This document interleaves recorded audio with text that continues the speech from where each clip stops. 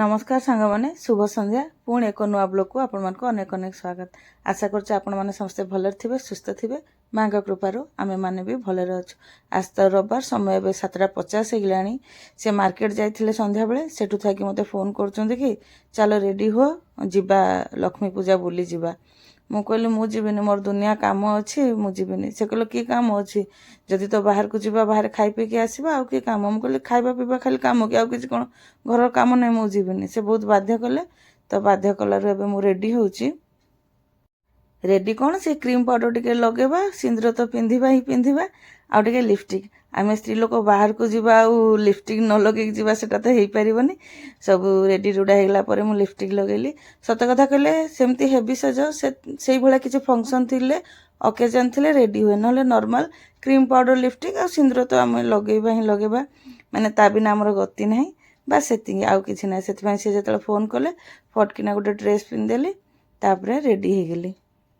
से तो मार्केट रू थाई कि मते फोन करथिले कि तू रेडी हो जाओ रेडी हेगला पर मते फोन कर। मु रेडी हेसारी तांको फोन कली। से कहले मु 5 मिनिट भितर पहुंचुची। एक्चुअली आज तांकर ए शिफ्ट थिला तो आउ संध्या बेले सेमती काम नथिला। कहले मु भी फ्री अछि आउ तू चाले मिसिकी बुली जिबा। एक्चुअली लक्ष्मी पूजा मात्र 3 दिन थिला। कहले चल आज भलो बार अछि सोमवार शुक्रवार हेला तो किछि खाई होनी आ बाहर जाई किछि न खाले टे भलो भी लागेनी। से जेतले कहले मु भी तांको कथारे राजी हेगली। प्रथम थर अधे मना कली तापर हम कहली जदि तांको आडू डाकुचंदी काहे मना करबा ए भला सुजोग काहे हाथ छडा करबा। सारा हमर मार्केट रे थिले मते सेडू फोन करे कहले रेडी हो। मु कहले मु जीबिनी कहले ना जीवो आगुर मु जीवा पय बाहर तांको टाइम हुएनी एबे मु जेबिनी कहूची मते टाइम नाही मते दुनिया काम मु मोर वीडियो एडिट करिवि काम दाम करिवि रोसई करिवि नाही नाही चलो चलो चलो आसिले एबे आसी रेडी होचन निजे समय परिवर्तन हो ना। लक्ष्मी पूजा के बोल देगा सो लक्ष्मी पूजा के बोल दे हो चलो हम सांग माने हम साथे बोल देबे आ कोन। हां ओहो राउरकेला तो गोटी लक्ष्मी पूजा होउथबो छोट बड़ कि किंतु सेटा गोटे बड़ की हुए छोट छोट होउथबो सेटा किंतु सबटु बड़ पूजाटा हुए। एटा गोटे 18 नंबर रे ना 17 नंबर मते एते वर्ष हो गलानी मु जानि परनी 18 कि 17। चलो चलो रेडी तमे भी रेडी मैं भी रेडी ये सेंट पके आज मु पकेछि आज मु भी मनर पकेछि से बेड प्रूफ तर्किस्टा उठे दबा ना सेटा के तमे पकेछ कि एते सुंदर काम तो मोर ही स्वामी कर परिबा के। चलो चलो तुम सब देखि दियो एसी स्विच ये सब देखि दियो मु चप्पल काढु चाबिटा दे अरे चौरा पाखर सब पितल जिनस गुड़ा नहीं जाइथांता नी गोटे तो पूजा बुलिक आसार अच्छे केतरा बाजिलानी के जानी टाइम देखियो कि मु देखा 8:15 होतो बुली चल बसिबी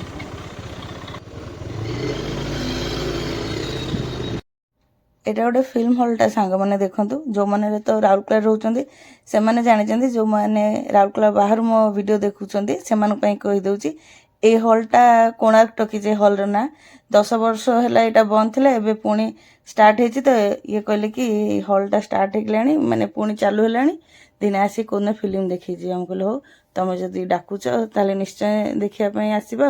यही हॉलटा बोधे चलिक आम आसले आम घर हॉलटा 5 मिनिट भी बाट नुह चलिक आसले एते पाखरे हॉलटा। आपण मन सारे कथा हो मेला रे भी आसिक आम पहुँची गलुणी। ये गोटे पूजा ही होची एठी तो सबुतक भिड़ ये केबेठू पूजाटा आरंभ है कुमार पूर्णिमा पूजा आरंभ है माने 7 तारिख रु आरंभ है आम जो दिन गलु 12 तारिख थिला तथापि लोक भिड़ कमुनी। मु भावुची मास सारा भी जदि मेला पड़िक रहिबो लोक मानकर ना बुलिबा कमिबो ना किनिबा कमिबो गोटे खुशी गोटे आग्रह जेहेतु गोटे पूजा होची सेथिपय मेलाटा माने स्टार्टिंग एंट्रेंस रु ही आरंभ हो जाइछि मेला माँ जाकि बहुत दूर रे पूरा किंतु पेंडाल रो आरंभ रु ही पूरा मेला बस जाइछि। आमे भी ता भितर टिके टिके देखिकी जाउ थाउ किछि किणा हो न हो सब देखिले भी खुशी लागे। आमे जते भी किनिथिबो मन हो टिके देखि दे से जिंस घरे सहे थिबो तथापि इच्छा लागिबो एटा टिके देखि दिए सेटा टिके देखि दिए ବୁଲୁ ବୁଲୁ ଯାଇକି ଆମେ ବ୍ରହ୍ମକୁମାରୀ ମାନଙ୍କର ଯେଉଁ କ୍ୟାମ୍ପ ଲଗେଇଥିଲେ ସେଠି ଟିକେ ଯାଇକି ତାଙ୍କ କଥା ସବୁ ଶୁଣିଲୁ। ଶୁଣିଲେ ତ ଭଲ ଲାଗିବ, ଭଲ କଥା ଶୁଣିଲେ ନିଶ୍ଚୟ ଭଲ ଲାଗିବ। ତା ଭିତରେ ମୁଁ ଯାଇକି ସେଠି ବେଲା ବାସନ ପଡ଼ିଥିଲା, ବେଲା ବାସନ ଦେଖିଲେ ମୋ ମନ କ'ଣ ହେଇଯିବ। ମୋ ପାଖରେ ତଡ଼କା ପେନ୍ ବହୁତ ସାରା ଅଛି, ତଥାପି ଗୋଟେ ଦେଖିଲି। ସେ ବେଶୀ ରେଟ୍ କହିଲା କହିକି କେଉଁଠି ନା କେଉଁଠି ମୋର ଥିଲା ରେଟ୍ ହେଲେ କିଛି ନୁହଁ, ଯେହେତୁ ମୋର ଅଛି ଆଉ ରେଟ୍ ବି ମୋତେ ପୋଷେଇଲାନି ତ ମୁଁ ଆଣିଲିନି। ତାପରେ ଆମେ ପେଣ୍ଡାଲ ପାଖରେ ଆସିକି ପହଞ୍ଚିଗଲୁ। ଡେକୋରେଟ୍ ବି ହେଇଥିଲା, ବିଷ୍ଣୁଙ୍କର 10 ଅବତାର ହେଇଥିଲା। ସେଗୁଡ଼ା ସବୁ ଗୋଟେ ଗୋଟେ କରି ଧୀରେ ଧୀରେ କରି ଦେଖୁଥିଲୁ, କାରଣ ଆଉ କୁଆଡ଼େ ତ ଯିବାର ନାହିଁ, ଗୋଟେ ହିଁ ପୂଜା, ତ ଆରାମସେ ଧୀରେ ସୁସ୍ଥେ ବୁଲି ବୁଲି କରି ଗୋଟେ ଗୋଟେ କରି ଦେଖୁଥିଲୁ। ତାପରେ ମାଙ୍କ ପାଖରେ ଆସିକି ପହଞ୍ଚିଲୁ। ଦେଖନ୍ତୁ ମାଙ୍କ ମୂର୍ତ୍ତିଟା କେତେ ସୁନ୍ଦର, ମାନେ ବଢ଼ିଆ ହେଇଥିଲେ ମାଙ୍କ ମୂର୍ତ୍ତି। ଏଇଠି ତ ଏଇ ଗୋଟେ ପୂଜା ହିଁ ହୁଏ, ସବୁ ମାନେ ଯାହା ଯାହା ସବୁ ହେଇଥିଲା ଗୋଟେ ଗୋଟେ କରି ଦେଖିଲୁ। ଏଗୁଡ଼ା ଦେଖିବା ପାଇଁ ଭାରି ବଢ଼ିଆ ବି ଲାଗୁଥିଲା। ତାପରେ ଆମେ ଯାଇକି ଗୁପଚୁପ୍ ଷ୍ଟଲ୍ ପାଖରେ ପହଞ୍ଚିଲୁ, କାରଣ ଦୁର୍ଗା ପୂଜାରେ ତ ବାର ପଡ଼ିଲାନି, ଖିଆ ହେଲାନି। ତ ମୁଁ କହିଲି ଆଜି ଯେମିତି ବାର ବୁଝି, ଇଏ ସେଇ ବାର ପାଇଁ ହିଁ ଡାକିଲେ ଚାଲ ବୁଲିଯିବା। ଗୁପଚୁପ୍ ଖାଇସାରିଲା ପରେ ଚାଉମିନ ଷ୍ଟଲ୍ ପାଖରେ ଆସି ପହଞ୍ଚିଲୁ। ସେଠି ଏଇଟା ତ ଭେଜ୍ଟା ହିଁ ପୁରା, ଯେବେଠୁ ନନଭେଜ୍ ଛାଡ଼ିଲୁଣି ଖାଲି ସବୁଠୁ ଦେଖୁଛୁ କେଉଁଠୁ ଭେଜ୍ ଆଉ ନନଭେଜ୍, ବେଶୀ ଅସୁବିଧା ସେଇଠି ହିଁ ହେଉଛି। କାରଣ ନନଭେଜ୍ ପ୍ରାୟ ମିଳିଯିବ, ଭେଜ୍ ଟିକେ ମାନେ କମ୍ ହୁଏ। କିନ୍ତୁ ଆଜିକାଲି ବି ପ୍ରାୟ ଜାଣିଗଲେଣି ଆଉ ନନଭେଜ୍ ବେଶୀ ଲୋକ ଖାଉନାହାନ୍ତି, ଭେଜ୍, ସେଥିପାଇଁ ସବୁଠି ଭେଜ୍ ବି ରହୁଛି। ଆମେ ତାପରେ ଚାଉମିନ ମଗେଇଲୁ ଆଉ ପନିର ମୋମୋଜ ମଗେଇକି ଖାଇଲୁ। ସେଗୁଡ଼ା ଖାଇଲା ପରେ ମେଳା ଆସିବୁ ଆଉ ଲଙ୍କା ଚପ୍ କେମିତି ଖାଇବୁନି, ସେଇଠୁ ଗୋଟେ ପ୍ଲେଟ୍ ଲଙ୍କା ଚପ୍ ବି ମଗେଇ ଖାଇଲୁ। ସେତେବେଳକୁ ପେଟ ପୁରା ପୁରି ଗଲାଣି, ସେଥିପାଇଁ ଗୋଟେ ପ୍ଲେଟ୍ ମଗେଇଲୁ। ଏଇ ସିମଲା ଲଙ୍କା କାହିଁ ଏଥର ରାଗ ଲାଗୁଥିଲା, ସିମଲା ଲଙ୍କା ତ ରାଗ ଲାଗିବା କଥା ନୁହଁ, କାହିଁକି ରାଗ ଲାଗୁଥିଲା। ସେଟା ଖାଇଲା ପରେ ଆଉ ଟିକେ ମେଳା ବୁଲିଲା ପରେ ଶୋଷ ଲାଗୁଥିଲା। ଗୋଟେ ପାଣି ବୋତଲ ଆଣିଲେ, ପାଣି ବୋତଲ ଆଣିଲେ ସେଠି ପାଖରେ ପିତ୍ତଳ ଦୋକାନ ଥିଲା, କିଛି ତ କିଣିବାର ନାହିଁ, ତଥାପି ଟିକେ ଆଖି ପକେଇଦେଲି। ତାପରେ ଚା ଟିକେ ଇଚ୍ଛା ହେଲା ପିଇବା ପାଇଁ, ଚା ଦେଖିକି ମଗେଇଲୁ। ସେ ଚାଟା ଜମା ବି ଭଲ ଲାଗିଲାନି। ଏଟା ଦେଖିକି ସୁଟ୍ କଲି ଯେତେବେଳେ ମୋ କଣ୍ଢେଇ କଥା ସେଇଠି ମନରେ ପଡ଼ିଲା। ମୋ କଣ୍ଢେଇ ଯେତେବେଳେ ଛୁଆ ହେଇଥିଲା, ଏଇ ଛୋଟ ମୋ କଣ୍ଢେଇ କ'ଣ, ସବୁ ଛୁଆମାନେ ଏଇ ଦୋଳି ଗୁଡ଼ାକରେ ବସିବା ପାଇଁ ଆଗ୍ରହ କରନ୍ତି।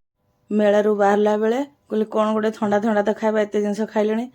ତ ଆଇସ୍କ୍ରିମ୍ କିଣିଲେ, ସିଏ ଗୋଟେ କୁଲ୍ଫି କିଣିଲେ, ମୋ ପାଇଁ କୋନ୍ ବାଲା ଆଇସ୍କ୍ରିମ୍ କିଣିଦେଲେ। ତାରି ଭିତରେ ମୋ କଣ୍ଢେଇ ଫୋନ୍ କରିଥିଲା, ଯେମିତି ଶୁଣିଲା ଆମେ ମେଳା ବୁଲି ଆସିଛୁ ଭାରି ଖୁସି। ସିଏ ବୁଲି ନ ଯାଇକି ବି ଭାରି ଖୁସି ହେଲା କି ମୋ ମାମା ଟିକେ ବୁଲି ଯାଇଛି। ଆଇସ୍କ୍ରିମ୍ ଖାଉ ଖାଉ ଘରକୁ ଆମେ ଏବେ ରିଟର୍ନ କରୁଛୁ। ଏବେ ତ ଆସିକି ଆମେ ଘରେ ପହଞ୍ଚିଗଲୁ। ସେ ତାଲା ଖୋଲିଛନ୍ତି, ତାଲା ଖୋଲି ସାରିକି ଘରେ ଗାଡ଼ି ରଖିଲେ, ଗାଡ଼ି ରଖି ସାରିକି ପୁଣି କବାଟ ଆଉ ଗେଟ୍ ପୁଣି ଲକ୍ କରିବେ। ତାପରେ ଯିବୁ, 2 ଜଣ ଗୋଡ଼ ହାତ ଧୋଇବୁ, ଡ୍ରେସ୍ ଚେଞ୍ଜ କରିବୁ, କ'ଣ ଟିକେ ଛୋଟ ବଡ଼ ଯାହା କାମ ଥିବ ସବୁ ଦେଖିବୁ, ତାପରେ ଶୋଇବୁ ଆଉ। ସମୟ ତ ଏବେ 6:30 ହେଇଗଲାଣି, ସକାଳର ସବୁ ବାସି କାମ ବି ସରିଗଲାଣି। ଏବେ ମୁଁ ଚା ବସାଉଛି, ସିଏ ସେପଟେ ତାଙ୍କର ଫୁଲ ତୋଳୁଛନ୍ତି। ଆକ୍ଚୁଆଲି କୁଆଡ଼େ ବୁଲିଯିବା ପାଇଁ ତ ଇଚ୍ଛା ଲାଗେ, ବୁଲିକି ଆସିସାରିଲା ପରେ ଯେଉଁ ଥକା ଲାଗେ କୁହନ୍ତୁନି। ତା ଦେହରେ ହାଲକା ହାଲକା ଥଣ୍ଡା ବି ପଡ଼ିଲାଣି, ଆଉ ତାପରେ ମୁଁ ଟିକେ ଆଇସ୍କ୍ରିମ୍ ଖାଇ ଦେଇଥିଲି। ପୁରା ଉଠିଲା ବେଳକୁ ଏତେ ଭାରି ଭାରି ଲାଗୁଥିଲା କୁହନ୍ତୁନି। ସିଏ ବି ମୋ କଣ୍ଢେଇ ଫୋନ୍ କଲା, ମୁଁ ଜଷ୍ଟ ଉଠିଛି କି ମୋ କଣ୍ଢେଇ ଭୋରୁ ଭୋରୁ ଫୋନ୍ କଲା। ତା ସାଙ୍ଗରେ ଦୀପଦ କଥା ହେଇକି ଠାକୁରଙ୍କୁ ମୁଣ୍ଡିଆ ମାରିକି ଉଠିକି ଯାହା ଯେମିତି ସବୁ ମିଶିକି ଘର କାମ କରିଦେଲୁ। 2 ଜଣ ମିଶିକି ଘର କାମ କଲୁ, ତାଙ୍କର ତ ଆଜି ଅଫ୍ ଅଛି। କରିସାରିଲା ପରେ ସେ ତାଙ୍କର ଫୁଲ ତୋଳିବା ପାଇଁ ଗଲେ, ମୁଁ ଆସି ମୋର ଚା ବସେଇଲି ଆଉ। ଆଜି ତ ସୋମବାର। ଚା ହେଇଗଲା, ଆସ। ଶୁଭୁଛି? ଚା ହେଇଗଲା, ଆସ। ଶୁଭୁଛି? ସେଇଟା ପ୍ଲାଷ୍ଟିକ ଫୁଲ କି ସତସତିକା ଫୁଲ, ମୁଁ କାଲିଠୁ ଦେଖିକି ବୁଝିପାରୁନି। ଏତେ ସୁନ୍ଦର ଦେଖାଯାଉଛି। ହଁ, ଯେଉଁ ମେରୁନ୍ କଲରର। ଆପଣମାନଙ୍କୁ ଦେଖାଯାଉଛି କି ନାହିଁ ସାଙ୍ଗମାନେ ଦେଖନ୍ତୁ, ମୁଁ ଜୁମ୍ କରିଛି, ଏତେ ବଢ଼ିଆ ଦେଖାଯାଉଛି। ସେଇଟା ପ୍ଲାଷ୍ଟିକ କି, ଯଦି ବି ପ୍ଲାଷ୍ଟିକ ନୁହଁ ଅସଲି ଫୁଲଟା କି ଫୁଲ, ମାନେ ଗୋଟେ ଲତାରେ ହେଇଛି। କିନ୍ତୁ ମନ୍ଦାର ଫୁଲଟା, କିନ୍ତୁ ନା, ମନ୍ଦାର ଫୁଲ କାଲିଠୁ ହେଲାଣି, ସେ ଝାଉଁଳି ନଥାନ୍ତା। କାଲିଠୁ ଏମିତି ଅଛି, ଗୋଟେ ଲତାରେ ହେଇଛି। ପୁରା ବଢ଼ିଆ ଦେଖାଯାଉଛି, କଲରଟା ଏତେ ସୁନ୍ଦର, ପୁରା ଭେଲଭେଟ୍ ମେରୁନଟା, ପୁରା ଏତେ ବଢ଼ିଆ ଦେଖାଯାଉଛି। ଆଜି ନାଲି ମନ୍ଦାର କେତେ ବାହାରିଲାଣି। ଚାଟା ସିମ୍ କରିଦେଇଛି, ତମେ ଗଲେ ହିଁ ଛାଣିବି। ତାଙ୍କୁ ତାଙ୍କ ଚା ଦେଇ ଆସିଲି, ମୁଁ ବି ମୋ ପାଇଁ ମୋ ଚାଟା ନେଇ ଆସିଲି। କାଲି ରାତି ଅଧରେ ଆଇସ୍କ୍ରିମ୍ ଖାଇକି ତଣ୍ଟିଟା ଯାଇଛି। ମୁଁ ଜାଣିଛି ଆଇସ୍କ୍ରିମ୍ ଖାଉଛି ଟନସିଲ୍ ପେନ୍ ହେବ, କିନ୍ତୁ ସବୁଦିନ ତ ଆଉ ରେଷ୍ଟ୍ରିକ୍ସନ୍ ଭିତରେ ରହିହେବନି, ବେଳେ ଅଧେ ରୁଲ୍ଟା ଭାଙ୍ଗିବାକୁ ପଡ଼େ। ଭାଙ୍ଗି ଦେଇଛି, ଭୋଗୁଛି। ପୁରା ଏଗୁଡ଼ାକ ବଥା ହେଇ ଗୁଲି ଗୁଡ଼ା ପୁରା ବଢ଼ିଯାଇଛି।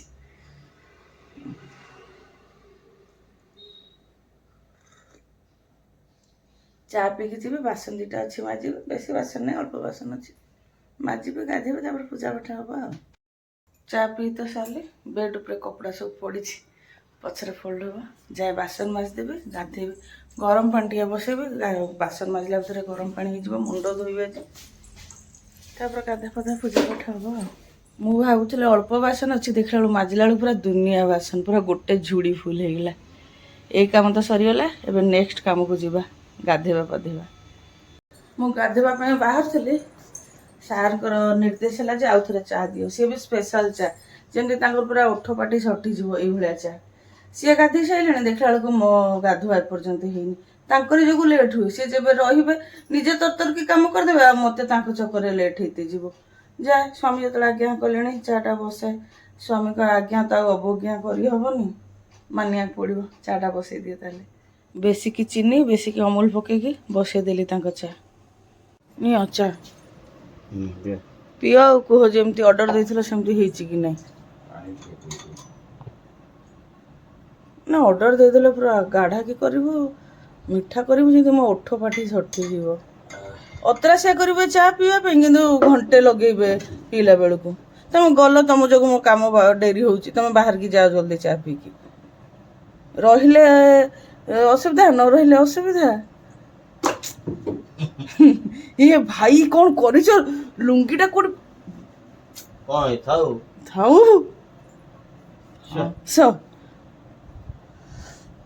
ନ ରହିଲେ ହେଇ ରହିଲେନି, ରହିଲେ ହେଇ ଡେରି କରୁଛନ୍ତି। ତମ ଚକରେ ମୋ ଲେଟ୍ ହଉଛି, ମୁଁ ତମ ପଛେ ପଛେ ରହୁଛି। ଏଟା ଦିଅ ସେଟା ଦିଅ, ଏଟା କର ସେଟା କର।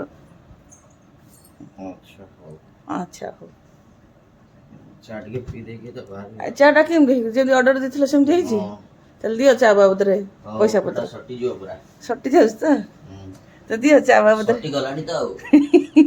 ଟିପ୍ସ ଦିଅ, ଟିପ୍ସ ମତେ ଦିଅ। ଏତେ ବଢିଆ ଚା, ହାତ ଖର୍ଚ୍ଚ ଦିଅ ମତେ। ବେଶୀ ଗରମ ଆଉ ହଁ, ହେଇ ବିରକ୍ତ ହେଲେ, ହେଇ ବିରକ୍ତ କହିଲି ଯେତିକି ଗରମ ଅଛି ସେତିକି, ମୁଁ ବେଶୀ ଗରମ ମତେ ଭଲ ବି ଲାଗେନି। ହଁ, ଆଉ ସେ ସକରେ କରିକି ଦେଲି। ପ୍ଲେଟଟା ଦେବି କି? ନା ନା, ମନା କଲେ ପ୍ଲେଟ, ପୁଣି ମାଗିଲେ। ଲୋକଟା ମୋର ଏଇଆ। ପିଇବାକୁ ବି ଇଚ୍ଛା, ଟାଇମରେ ବି ମତେ ପ୍ରୋବ୍ଲେମ, ମୋର ଦିଆଡୁ ପ୍ରୋବ୍ଲେମ ପୁରା। କିନ୍ତୁ ହେଇଛି ନା ମନ ଲାଖି ଚାଟା ପୁରା ଓଠ ସଟିଗଲା ନା? ସଟିଗଲାଣି, ଆଉ ଟିକେ ଦେରି ପୁରା କିଛି କଥାବାର୍ତ୍ତା କରିପାରିବି। ଆଉ ଯୋଉ ଟିକେ ମତେ ବିରକ୍ତ ହେଲ ଗରମ ଚା ଦେଲି କହିକି।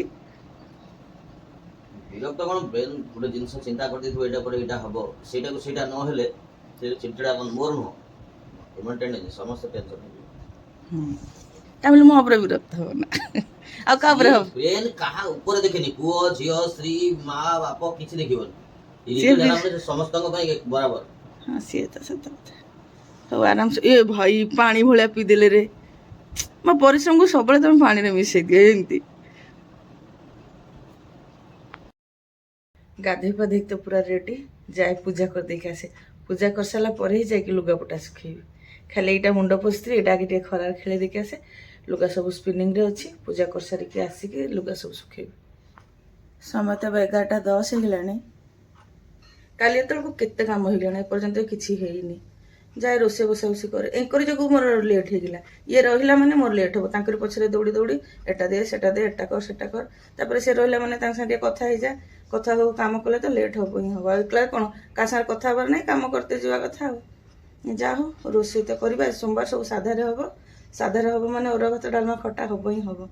ଶୁକ୍ରବାର ଦିନ ବି ସାଧାରେ ହୁଏ ଯେ, କିନ୍ତୁ ସେଦିନ ଟମାଟର ଫମାଟର ୟୁଜ୍ ହୁଏନି କହିକି ମୁଁ ଡାଲମା କରେନି।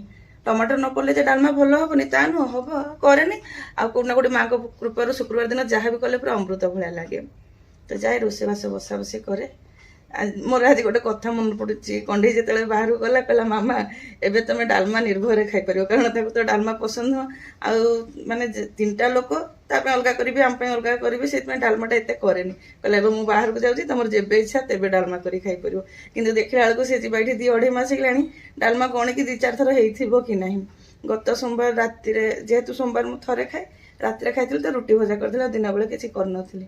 ତ ମୁଁ ଆଜି କହିଲି ଇଏ ତ ଅଫ୍ରେ ଅଛନ୍ତି, ଏକା ସାଙ୍ଗରେ ଡାଲମା ଭାତ କରିଦେବି, ଡେରି କରିକି ଖାଇବା, ଆଉ ରାତି ଖାଇବାର ନାହିଁ। ଆଉ ତେବେ ଯାଏ ରୋଷେଇ ମାନେ ଭାତ ପାଣିଟା ବସେଇବି, ପରିବାପତ୍ର କାଟି, ଭାତ ପାଣି ଆଉ ଡାଲମା ପାଇଁ ପାଣିଟା ବସେଇ ଦେଇକି ପରିବାପତ୍ର ସବୁ କଟାକଟି କରିବି।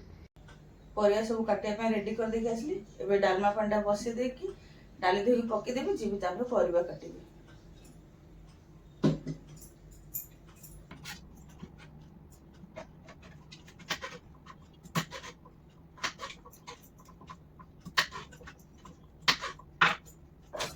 ପରିବା ପତ୍ର ସବୁ କଟାକଟି କରିକି ଡାଲମା ତ ବସେଇଦେଲି। ସବୁ ପରିବା ଦେଇଦେଇଛି, ଖାଲି ବାଇଗଣଟା ଦେଇନି କାରଣ ବାଇଗଣ ତ ଜଲ୍ଦି ସିଝିଯିବ। ଏଇ ପରିବା ସବୁ ଦର ସିଝା ହେଇଗଲା ପରେ ଯାଇକି ବାଇଗଣ ପକେଇବି। ଡାଲମା ତ ବସେଇଦେଲି, ଭାତ ପାଣିଟା ବି ବସେଇ ଦେଇଛି। ଭାତ ପାଣି ଗରମ ହେଲା ଭିତରେ ଚାଉଳଟା ଟିକେ ବାଛିଦେବି। ଏଥିରେ ଗୁଡ଼ି ଅଛି, ବାଛିଲା ଭିତରେ ଭାତ ପାଣି ବି ଗରମ ହେଇଥିବ, ଚାଉଳ ଧୋଇକି ପକେଇଦେବି ଆଉ।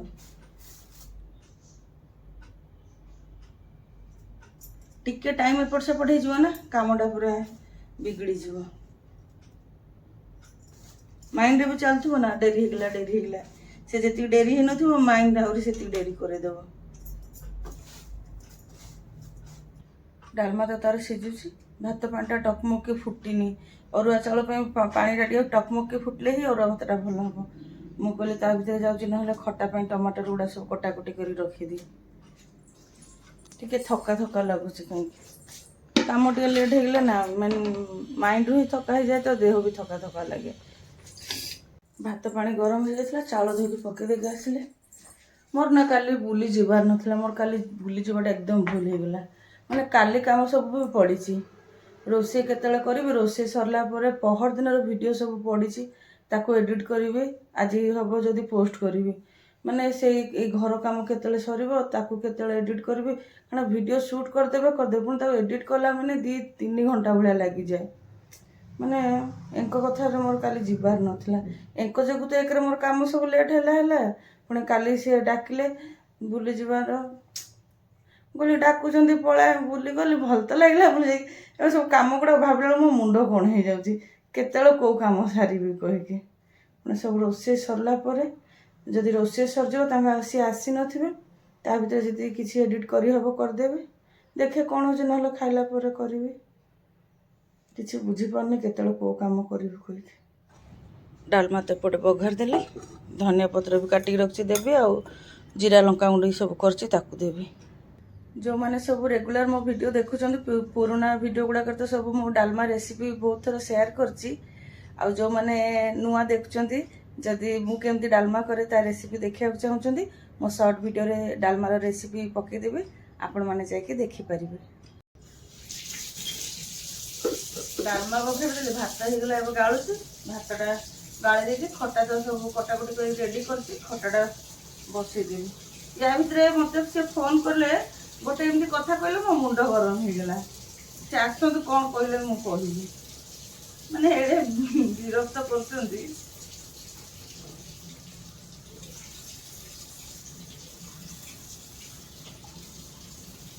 ମାନେ ମୁଁ ପରିବା କାଟିକି ଚୋପା ବି ଏପର୍ଯ୍ୟନ୍ତ ଉଠେଇନି, କି ଜଲ୍ଦି ରୋଷେଇଟା ଆଗରେ ସାରିଦିଏ, ତାପରେ ସେ କାମ ଗୁଡ଼ା ହେଲେ ଧୀରେ ସୁସ୍ଥେ କରିବି।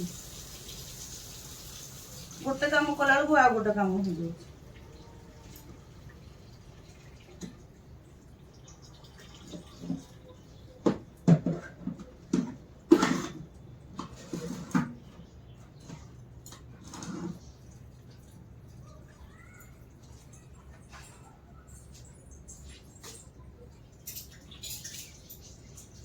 ସବୁ ରେଡ଼ି କରିଛି ଖଟା ପାଇଁ। କ'ଣ କହିଲେ, ଭୃଷଣ ପତ୍ର ନେଇନି, ଭୃଷଣ ପତ୍ର ଟିକେ ନିଏ, ଖଟା ବସେଇବି।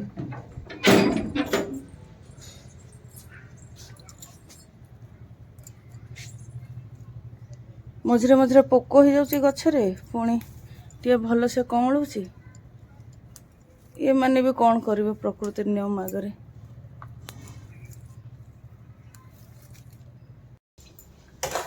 ଖଟା ତ ବସେଇଦେଲି।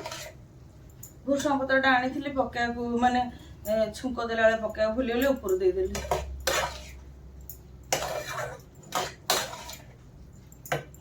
ଯାଉ ହେଇଗଲା, ମାନେ ହେଇଗଲା କ'ଣ, ଏବେ ସିଝିବାକୁ ଟାଇମ୍ ଲାଗେ, ଖଟା ତ ବସିଗଲା।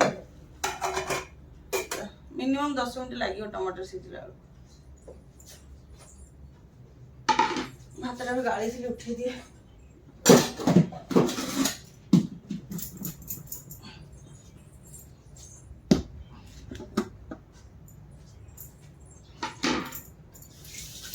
ଏଠି ସବୁ କଟାକଟି କରି ପକେଇଛି, ପରିବା ଚୋପା ସେପଟେ ସବୁ ଉଠେଇନି, ଏଗୁଡ଼ା ସବୁ ଉଠେଇନି।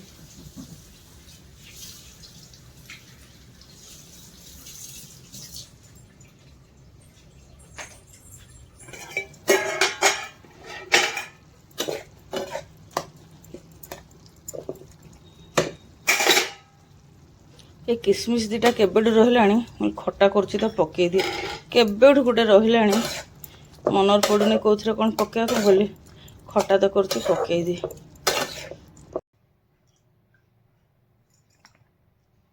ପ୍ରବଳ ଶୋଷ ହେଉଥିଲା କେତେବେଳୁ ପାଣି ପିଇବି କହିକି ସବୁ କରୁଥିଲେ କିନ୍ତୁ ଆସିକି ପାଣି ଟୋପେ ପିଉନଥିଲେ। ଏଇ ପଲଂଟା ଦେଖିଲେ ତ ଆହୁରି ମୁଣ୍ଡ ଖରାପ ହେଇଯିବ। କେଉଁ ଭଳିଆ ସବୁ ଲୁଗାପଟା ପଡ଼ିଛି। ସେ ପଡ଼ିଥାଉ ପଛକୁ ହବ। ଯେତେବେଳେ ସମୟ ପାଇବି ସେତେବେଳେ କରିବି। ଏବେ ଯଦି ଏଇଥିରେ ମାତିବି ଆଉ ବାକି ତକ କାମ ସବୁ ପଡ଼ିଯିବ। ଲୁଗା ବି ବାହାରେ ଶୁଖିଯିବଣି ଯାଏ ତାକୁ ତୋଳି ଆଣେ ସିଏ ବି ଶୁଖିଯିବଣି ବେଳ ହେଲାଣି କେତେବେଳୁ ଶୁଖିଲାଣି। ତାପରେ ଖରା ବି ହେଉଛି ନା ଫଟକି ଶୁଖିଯିବ। ସ୍ପିନିଂ କରିଦେଇଥିଲେ ଯାଏ ତାକୁ ତୋଳି ଆଣେ। ବସିକି କ'ଣ ପାଣି ପିଇବି କହୁଥିଲେ। ସାର୍ ଆମର ଆସିଲେ ରଗେଇ ଦେଇଛ ମତେ। ହଁ ରାଗିଲି। ଆରେ ମୁଁ କହିଲି ବି ସିଟ୍ ପଳେଇବି ବୋଲି କାମ ତ ଯାହା ଥିଲା ହେଲାନି ତେଣୁ ମୁଁ କହିଲି ବି ସିଟ୍ ପଳେଇବି। ମୁଁ ସେଇ ହିସାବରେ ରେଡ଼ି ସବୁ। ଆପଣମାନେ ଯଦି ଭିଡ଼ିଓ କଣ୍ଟିନ୍ୟୁ ଦେଖୁଛନ୍ତି ସେ ଜାଣୁଥିବେ ସବୁବେଳେ ଏମିତି କରିବେ। ତମର ଯଦି ବି ସିଟ୍ ଯିବା କଥା ମୋତେ ସବୁ କାଟି ବାଟିକି ରୋଷେଇ କରିବେ ତା ଦେହରେ ପୁଣି ସୁଟ୍ କରିବେ। ମୋତେ ସମୟ ଲାଗିବ କି ଲାଗିବନି? ଆରେ ମୋର ଠିକଣା ନାହିଁ। ମୁଁ କେତେବେଳେ କୋଉଠି ଅଚାନକ ଡ୍ୟୁଟି ରମତା ଯୋଗୀ ବେହତା ପାନି ନା ହଁ। ବେଡଟା ଟିକେ ଦେଖ ତ କେତେ ସୁନ୍ଦର ଦେଖାଯାଉଛି। ସବୁ ଥୁଆ ହେଇଛି ଏଠି। ହଉ ଯାଅ ଗୋଡ଼ ହାତ ଧୁଅ। ତମେ ଆରାମସେ ବସିକି ଟିଭି ଦେଖ ହେଲା। ତମ ଚକ୍କରରେ ମୋ ମୁଣ୍ଡ ଖରାପ ହେଇଗଲାଣି। ତମ ସାଙ୍ଗରେ ମୋର କାଲି ବୁଲି ଯିବାର ନଥିଲା। ବୁଲିଗଲ ବୋଲି ମୁଣ୍ଡ ଖରାପ ହେଇଗଲା। ସବୁ କାମ ଗୁଡ଼ା ମୋ ପଡ଼ିକି ରହିଯାଇଛି। କେତେବେଳେ କରିବି ସବୁ। କର ଯେତେବେଳେ କ'ଣ କାହାର ମାନେ ଆମେ କ'ଣ କାହାକୁ ଟାଇମ୍ ଦେଇ ଦେଇଛୁ ନା। ହେଲେ ବି ମୋ ମୁଣ୍ଡ ଖରାପ ହେଇଯାଉଛି। ଖାଇଦେବା ନା ଯାଉ ଏବେ ଆଉ ଯାଉ ତାହେଲେ ମୋର ଟିକେ ତାହେଲେ କାମ ଗୁଡ଼ା ଦେଖିଦିଏ ତାପରେ ଖାଇବା। ହଁ ହଉ ମୁଁ ପାମ୍ପଡ଼ ଛାଣୁଛି ଖାଇଦେବା। ଭୋକ ବି ହେଲାଣି। ଛାଣିଦିଏ ତମକୁ କାଲି ଭଲ ଲାଗିଥିଲା ଛାଣିଦିଏ ଆଉ। ସାଙ୍ଗମାନେ ଆମ 2 ଜଣ ପାଇଁ ଖାଇବା ବାଢ଼ିକି ନେଇ ଆସିଲେଣି। ସାର୍ ତ ଆମର ଖାଇଲେଣି ବି। ରୋଷେଇ ତ ସବୁ ଆପଣମାନେ ଦେଖିଥିଲେ ତଥାପି କହିଦେଉଛି। ଅରୁଆ ଭାତ ଡାଲମା ଟମାଟର ଖଟା ଆଉ ପାମ୍ପଡ଼ ସେ ମନା କରୁଥିଲେ କିନ୍ତୁ କାଲି ତାଙ୍କୁ ଭଲ ଲାଗୁଥିଲା ବୋଲି ମୁଁ ତାଙ୍କ ପାଇଁ 2ଟା ଛାଣିକି ନେଇ ଆସିଛି। ମୁଁ ବି ଗୋଟେ ଖାଇବି। ଡାଲମା ଖଟା ସବୁ ବଢ଼ିଆ ହେଇଛି। ଏମିତି ତ ତମର ଡାଲମା ପ୍ରିୟ। ମୋର କିନ୍ତୁ ବାହାଘର ଆଗରୁ ଡାଲମା ଜମା ବି ପସନ୍ଦ ନଥିଲା। ବାହାଘର ପରେ ଖାଇ ଏବେ ମାନେ ଡାଲମା ନହେଲେ ଉପାସ ବାରରେ ମୋତେ ଭଲ ଲାଗୁନି। ମାନେ ଯେମିତି ଉପାସ ବାରରେ ଡାଲମାଟା ନିହାତି ଦରକାର ସେଇଭଳିଆ। କଦବା କ୍ୱଚିତ ହେଉନି କୋଉଦିନ କିନ୍ତୁ ପ୍ରାୟ ଡାଲମା ହେଉଛି। ଖାସ୍ କରିକି ମାନେ ପୁଅକୁ ତ ଡାଲମା ଜମା ପସନ୍ଦ ନୁହଁ। ସେଇଟା ମୋ ଇଏଟା ଆଣିଛି ପଛକୁ ଖାଇବ। ଏବେ ସିନା ଖାଉନି ପଛକୁ ଖାଇବ। ନାଇଁ ଖାଇବ। ମୁଁ ଯେମିତି ଖାଉନଥିଲା ଆଗରୁ ଖାଇଲି ଏବେ ଖାଏ। ଆମ ଘରେ ଏତେ ଡାଲମା ହୁଏ ଯେ ମାନେ ପିଆଜ ବଘରା ହେଇକି ହବ। ସେ କଦବାଇ କୁଶ୍ଚିତ ସକାଳେ ସବୁବେଳେ ନାହିଁ। ତାହେଲେ ଡାଲମାଟା ତୁମ ମନକୁ ଆସିଲା? ବଢ଼ିଆ ଲାଗୁଛି କହିଲୁ ବା। ବଢ଼ିଆ ଲାଗୁଛି। ବାସ୍ନା ବି ଜୋର ପୁରା ନା। ସେ ତ ଖାଇଲେଣି ମୋର ବି ତ ନେଇ ଆସିଛି ଖାଇବି ଆଉ। ଭୋକ ବି ପ୍ରବଳ ମାତ୍ରାରେ ହେଲାଣି। ଟାଇମ୍ଟା ଦେଖିଲ କେତେ ହେଇଛି? ବର୍ତ୍ତମାନ 3ଟା ବାଜିବ 5 ମିନିଟ୍ ଅଛି। ବାଃ ବଢ଼ିଆ ଟାଇମିଂ ଆମର ଲଞ୍ଚର। ଏମିତି ବି ମୁଁ ଥରେ ହିଁ ଖାଇବି ତ ଡେରିରେ ଖାଇଥାନ୍ତି। ଆଉ ଏମିତି ତ ନର୍ମାଲ ଆମର ସବୁବେଳେ ଡେରି ହୁଏ ଆଉ। ଆପଣମାନେ ତ ସାଙ୍ଗମାନେ ଟେଷ୍ଟ କରିପାରିବେନି ତଥାପି ଡାଲମାର ଲୁକ୍ଟା ଦେଖନ୍ତୁ। ବଢ଼ିଆ ମାନେ ଥିକନେସ୍ ବଢ଼ିଆ। ମାନେ ଫଳ ବି ସବୁ ମାନେ ପରିବା ବି ପରଫେକ୍ଟ ସିଝିଛି। ଆଉ ଟମାଟର ଖଟା ତ ପୁରା ଜେଲି ଭଳିଆ ହେଇଯାଇଛି। ଟିକେ ମାନେ ଜୁକଜୁକିଆ ରଖିଥାନ୍ତି ମୁଁ ଇଆଡ଼େ ରହିଗଲି ମାନେ ଧ୍ୟାନଟା ନଥିଲା। ଯାହା ବି ହଉ ଗୋଟେ ପ୍ରକାର ଭଲ ହେଲା ନା। ବଢ଼ିଆ ହେଇଛି। ମୁଁ ଟିକେ ଖାଏ କେମିତି ହେଇଛି ଦେଖେ। ଚାମଚରେ ନଉଥିଲେ ମୁଁ ପୁରା ଢାଳିବି ପୁରା ସରସରକି ଅରୁଆ ଭାତରେ ଡାଲମା ପୁରା ସରସରକି ଗୋଳେଇକି ଖାଇବା ଯେଉଁ ମଜା। ଓହୋ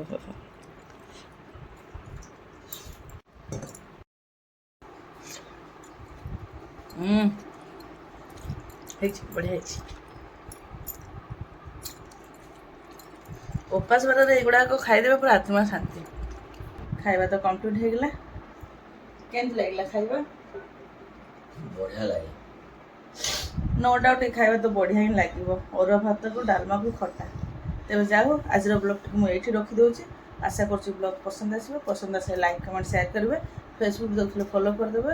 यूट्यूब देखते निश्चय चैनल टी सब्सक्राइब करदे। आज रोचे पुणी देखा आगामी ब्लॉग रे। रही नमस्कार।